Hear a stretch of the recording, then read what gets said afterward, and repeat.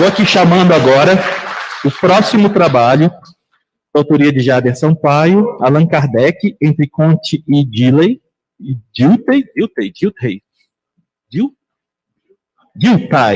ou Por que o Espiritismo não é apenas ciência natural. Eu gostaria de agradecer a vocês a presença e dizer que eu estou muito feliz, que eu estou vendo gente que eu vejo há 2 anos só à distância, que eu converso só por telefone ou por e-mail, e que a gente poder estar junto, a gente poder conversar, é excelente. Tá? É bem mais humano na minha forma de ver. Tá? Eu já tirei o slide de entrada porque o capítulo ficou com 35 páginas na coletânea, né? Então, eu vou ter que fazer como Marco, não dá para tratar de tudo que está lá dentro, e eu já vou avisando que eu não vou conseguir lembrar todas as citações, porque esse ano eu pude me dedicar mais a esse trabalho.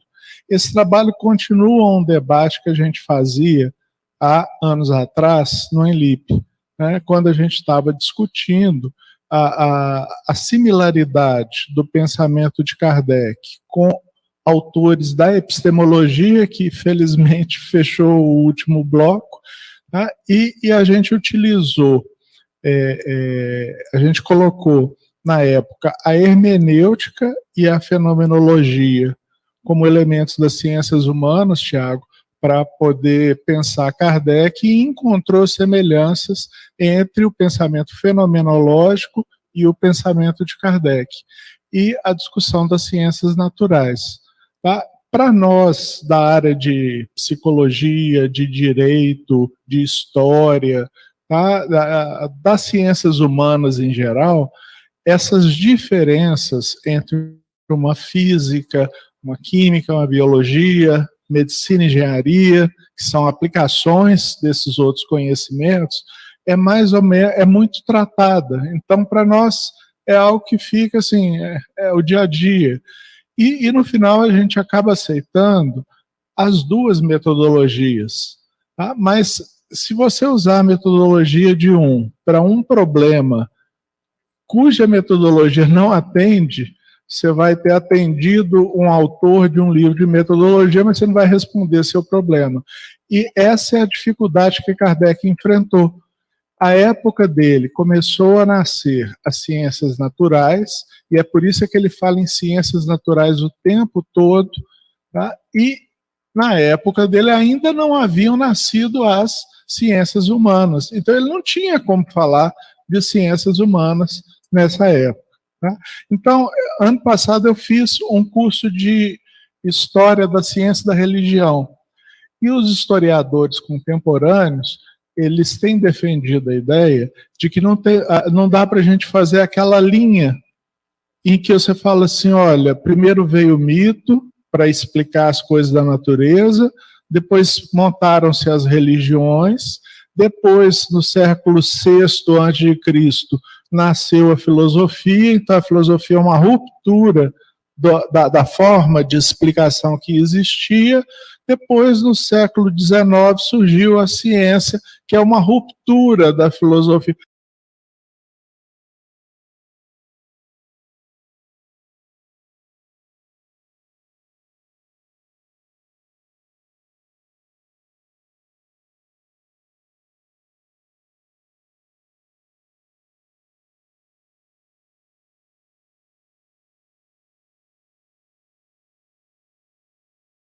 Não é bem assim.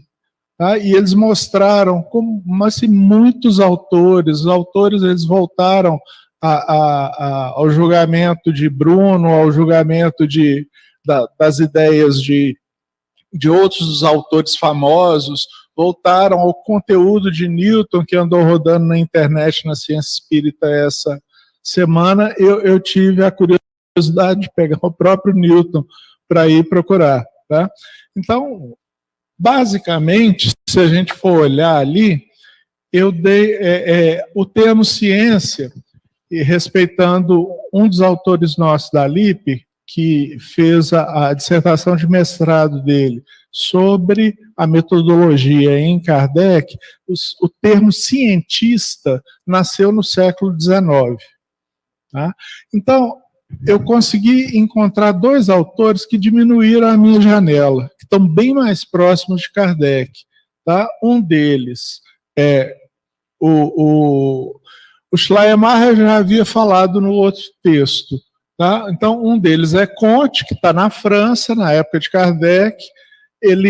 A gente não pode dizer se Comte influenciou todas as pessoas ou se ele ajuntou uma tendência de época. Comte vem depois de Lavoisier, que foi fundador da química, tá? E a gente tem Dilthey. Vocês estão vendo como é que eles estão bem mais pertinhos de Kardec do que Russell, que eu coloquei aqui, tá? Eu teria falado um pouco de Comte, Kant, tá? Mas eu tentei diminuir essa janela para entender qual é o ambiente de Kardec.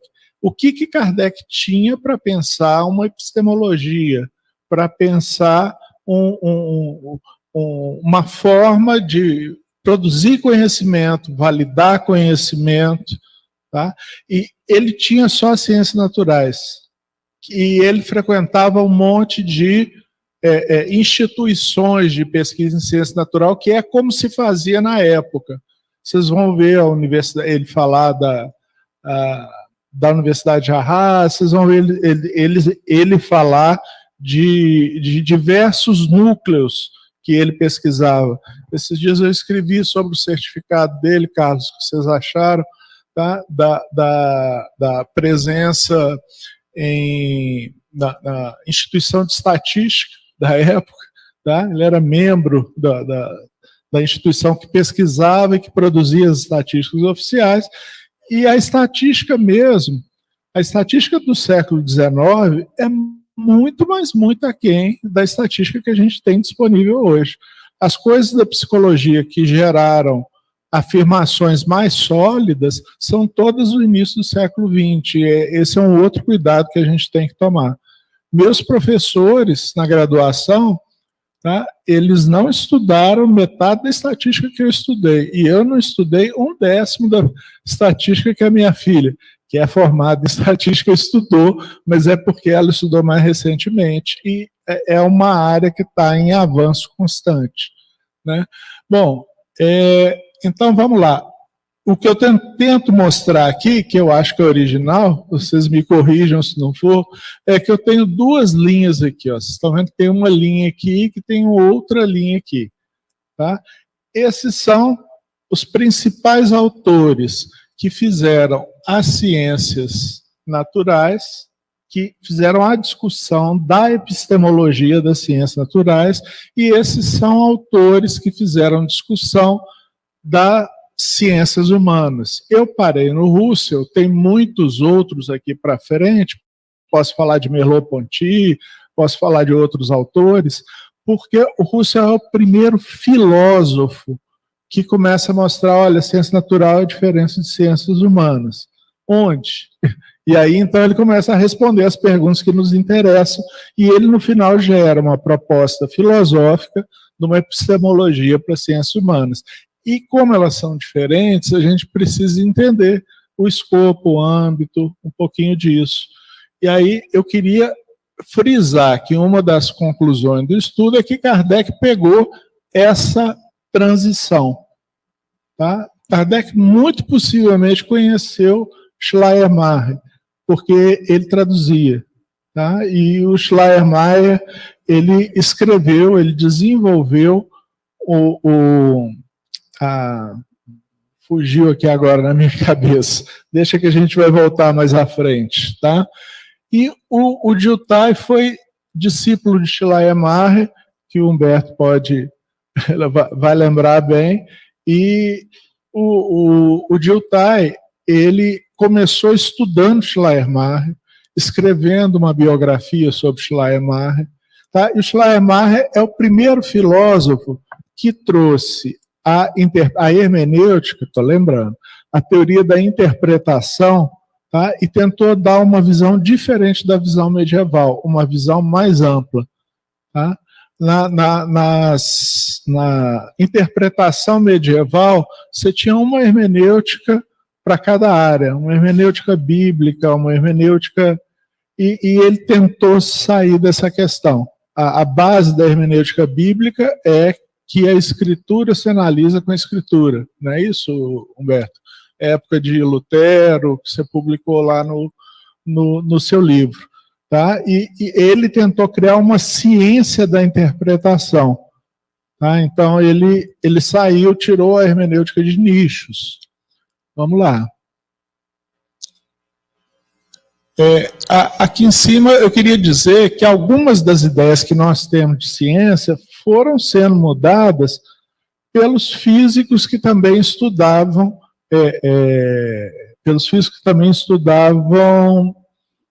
tá? Filosofia e epistemologia, né? Obrigado, Marco. Então, aqui no positivismo lógico, por exemplo, surgiram 3 ou 4 autores que falaram assim, olha, não é bem como Comte fala, nós vamos ver como Comte fala. Depois veio Popper, que frequentava o Círculo de Viena e foi chamado de crítico oficial do Círculo de Viena, ele era amigo dos outros autores, e ele diz, não, o princípio de verificabilidade não é bom. Ele mostra uma contradição no princípio de verificabilidade utilizando Kant. Tá? Depois vem Lakatos, tá? Que o Silvene chegou a fazer uma associação entre o trabalho de Lakatos e o trabalho de Kardec, tá? E Lakatos falou assim, não, e trouxe outros elementos. E eu peguei Feyerabend, que defende a anarquia da metodologia, ou seja, você pode ter métodos muito diferentes sendo utilizados e reconhecidos e aceitos como ciência. Não tem um método a partir do qual você faz ciência. Não tem um manual de instruções gerais que você pega e fala assim, é assim, assim, assim, assim, assim. Hume, você tem que observar o fato, você tem que dar tratamento ao fato, tratamento estatístico, você tem que pegar aquelas coisas que são comuns, que ele buscou em Bacon, tá? E com essas coisas que são comuns, eu faço uma conclusão generalizando. Tá? Aí, se a gente vai lá no Popper, ele fala assim, não precisa disso não. Você pode sonhar Primeiro existe uma teoria, já existem teorias falando sobre sua questão, você vai rever essas teorias, você pode sonhar sobre a questão, tá? Kekulé sonhou com uma cobra que mordia o seu próprio rabo, ele estava tentando fazer a forma do benzeno, tá? Que era uma forma circular, e ele tentava fazer aquelas formas lineares e não achava nenhuma que fizesse. Aí, a partir da cobra, ele falou assim, eu posso pensar uma fórmula circular. Então, a partir daí, ele tem uma hipótese, e a partir dessa hipótese, ele vai correr atrás para ver se realmente ela explica todas as coisas, se não existe uma outra explicação melhor, ou se não dá nada certo. Se não der nada certo, ele abre mão dessa ideia que ele teve. É a falsificação. Tá? Continuamos. Para frente. Isso. Eu peguei os livros mais importantes que tratam das metodologias dos autores. E, embora em Kardec, hoje, se eu fosse colocar, eu colocaria o que é o Espiritismo aqui do lado. O que é o Espiritismo tem muita discussão sobre a metodologia da pesquisa de Kardec. E a introdução do Evangelho segundo o Espiritismo, naturalmente. Tá? Então, eu não vou ler, tá no capítulo, todo mundo pode achar o que tem lá. Tá? Oh, meu Deus. Então, esse é o corte que eu queria dar. Tá? Então, até o século XVIII, não existia ciência natural. Como assim, Jada? Não existia ciência natural? Primeiro, o que já existia Newton, tá? Mas o que era chamado ciência natural não era chamado ciência natural, era filosofia natural. E a filosofia natural tem uma história muito legal que em outra oportunidade eu posso contar para vocês, tá? Mas ela primeiro a igreja se uniu a Platão para poder desenvolver coisas que Platão colocava e que não estavam no escopo do cristianismo. Depois, com Tomás de Aquino, a igreja se uniu a Aristóteles. E Aristóteles tinha, talvez seja o primeiro escritor de enciclopédia que existe no nosso mundo, porque ele escrevia sobre tudo. Tá? Tanto é que ele escreveu a física, e depois dos livros da física vinha a metafísica. E a metafísica de Aristóteles trata, seria assim, além da física, ao lado da física. Tá? Além da física, dizem os filósofos que é porque na coleção estava nessa ordem. Tá? Mas, 5 minutos, Aristóteles, ele passou a ser uma espécie de referência para as pessoas falarem de coisas da natureza. Depois, quando a gente entra na Idade Média, você tem essa discussão toda com Aristóteles, e no meio, no final da Idade Média, início da Idade Moderna, os cientistas começaram a estudar a natureza diretamente, é o caso de Galileu. Ele vai lá, vê um satélite girando ao redor de um planeta. Quando ele vê o satélite girando ao redor de um planeta, ele fala assim, bom, a ideia de que o universo é a Terra no centro, tá? E que eu tenho esferas, uma envolvendo a outra, onde estão os planetas,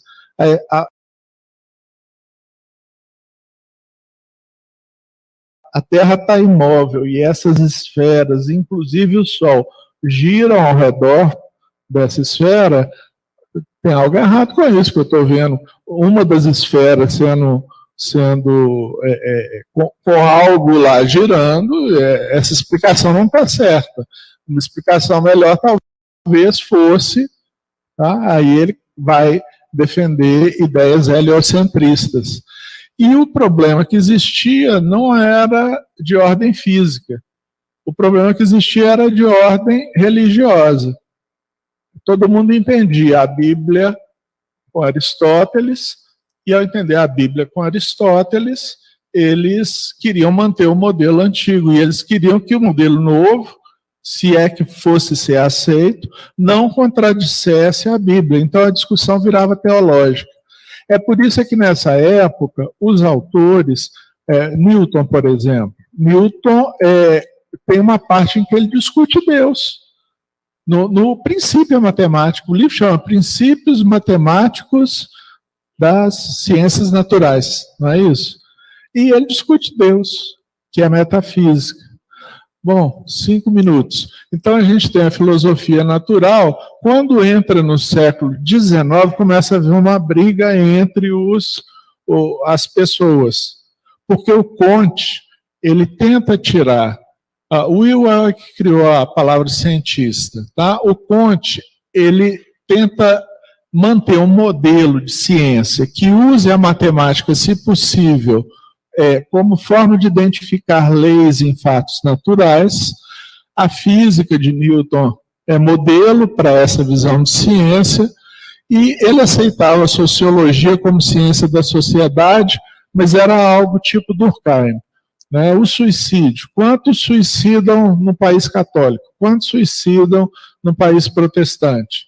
Então, será que a religião interfere no suicídio, no tipo de suicídio? Tá? As ciências do espírito humanas surgiram já no final, em 83, depois da desencarnação de Kardec, e Dilthey começou a falar, olha, quando eu estou estudando pessoas, eu estou estudando algo um pouco diferente do que planetas. Tá? Por quê? Porque as pessoas são fruto de educação. As pessoas estão inseridas no meio social. Nesse meio social, elas aprendem as leis, o que é certo, o que é errado. O que tem no meio social pode não ter no outro meio social. As pessoas, quando eu falo assim, as mulheres, em geral, é uma coisa. Quando eu falo a Isabel Vitucci, ela é uma coisa, ela é um todo, fechado. ela tem a história dela, ela aprendeu determinadas coisas de um jeito, ela faz jornalismo de um jeito. Então, para eu estudar Isabel Vitusso, eu tenho que compreendê-la como um todo, e não em partes separadas, igual Descartes falou e os cientistas naturais faziam. Quando os cientistas naturais estudam o coração, eles estão estudando todos os corações. Quando um cientista de ciências humanas estuda Isabel Vitusso, ele tem que abordá-la como um todo para conhecê-la. Porque apesar dela, do Marco, do Alexandre serem espíritas, ela tem isso articulado como uma história de vida diferente. Então, as ciências humanas, Tiago, começam a criar métodos para a gente fazer isso. E eu fiquei muito assustado quando eu li de Hutai, porque eu já tinha ouvido falar dele, mas assim, muitos dos termos que ele usa influenciaram metade da psicologia, pelo menos. As pessoas usam até hoje sem saber que foi ele que criou, possivelmente. Tá? Passamos isso. Bom. De quem é essa frase? Ele, Deus, é eterno, infinito, onipotente e onisciente. Já vou dizer para vocês que não é de Kardec. Primeiro, porque Kardec não fala em onisciência literalmente. Tá? Essa frase é de Sir Isaac Newton, tá? E está no Princípio a Matemática de Filosofia Natural, não é de ciência natural, Alexandre, de filosofia natural. Lembra que eu falei que não tinha o termo na época. E dessa forma, muito do que concerne a Deus, no que diz respeito ao discurso sobre ele, a partir da aparência das coisas, certamente pertence à filosofia natural. Né? Quem será que falou isso? Sir Isaac Newton. Isso é um livro de física, gente? É porque é um livro de física que se escrevia com metafísica. E o Comte vai mandar tirar isso. Ciência não faz metafísica, tira toda a metafísica de fora. Quando eu tiro toda a metafísica de fora, o que é que sobra? Sobra materialismo. Então, se eu for, eu achei tão engraçado um interlocutor meu dizer que ele, eu vou me basear na TCC da psicologia para estudar o modelo de ciência do espiritismo. Aí eu estava no ar, eu achei melhor não polemizar esse tema, porque ele não ia abrir mão e ia ficar um negócio esquisito. Mas eu pensei assim, então ele vai tirar os espíritos do espiritismo. Se ele vai abrir mão da metafísica, ele vai abrir a noção de espírito, não pode ser usada para poder explicar. Ele vai abrir mão de Deus no espiritismo. Tá? Por quê? Porque se eu tiro a metafísica, e a metafísica significa, me corrija se eu estiver errado, mas significa ontologia, significa epistemologia, essas coisas estão dentro da metafísica, não está, Humberto? Está lá, Humberto é professor de filosofia e é especialista nessa área. Tá? Então, se eu tiro, eu não posso usar. E aí, você vê que as ciências naturais são materialistas. Eu posso falar da psicologia desde que ela esteja ligada ao funcionamento do corpo. Os meus professores do ICB, do Instituto de Ciências Biológicas, eles queriam reduzir a psicologia à fisiologia e à biologia, ao corpo. Entendem? Então, isso não dá. Bom, eu vou ficar por aqui, porque o Alexandre está colocando, vocês viram que não deu para falar muita coisa, mas eu espero que as coisas que eu tenho falado sejam importantes para ler o artigo. O artigo está à disposição, está muito bem citado, vocês podem ir às fontes, pode discutir, eu não vou ficar com raiva, tá? Eu vou ficar feliz de ter um leitor que conversa comigo sobre o que a gente produz. Pessoal, vamos agradecer ao Jader. Dá tempo para uma pergunta, talvez duas, se puderem ser bem rápidos. Tiago levantou a mão primeiro aqui. Deixa eu passar aqui o microfone para ele. Bom dia de novo, Jader. A sua fala, mesmo que incompleta, suscitou aqui muitas dúvidas, né, questões em comentários. Mas primeiro pensando nessa questão, né, desafio que é para Kardec de construir uma epistemologia espírita, que a gente ainda entende que está em construção, que talvez seja o subtítulo, né, desse MIP, né? E a gente vê o desafio tanto para a construção da psicologia como ciência, né? Você pega ali a construção da psicologia como ciência de 1889, ali com Wundt, né? Muito ancorado ainda na metodologia das pesquisas nas ciências naturais, né? E depois todo o processo posterior que a gente entende que avança com a construção da metodologia das ciências humanas, né? E aí é ver como que você percebe nesse contexto atual, né, do conhecimento, das metodologias das ciências humanas, da contribuição que as metodologias da psicologia hoje, né? Eu te lembro até uma área que é cara, né, o humanismo, o Carl Rogers, né, quando propõe lá o método da validação intersubjetiva do conhecimento, né? Como você entende essas questões, né, para a construção dessa, talvez uma nova, uma moderna epistemologia espírita, né? Eu acho que o texto ainda está aquém disso, Tiago, né? Se você for ler o texto procurando a constituição de uma moderna epistemologia espírita, isso tem que ser fruto de desenvolvimento, mas acho que muitas das coisas que a gente tem nas ciências humanas, elas nos ajudam a pensar o espiritismo e suas transformações hoje. Tá? Eu usei na minha tese de doutorado, na administração, história de vida. Ao invés de fazer um questionário e perguntar para a pessoa por que você, Marco, é voluntário, ele vai me dar uma resposta socialmente aceita, possivelmente. Porque é bom, porque o voluntário se beneficia mais do que... E ele não vai falar das coisas dele. Então eu pedi para as pessoas me contarem como foi a história de vida voluntária. Tá? Kardec fez isso com os espíritos. Né? O senhor citou o livro Céu e Inferno. Lá você vê que Kardec está fazendo esse tipo de coisa. Escuta, quem é você, de onde você veio, como é que é a sua história, conta para mim.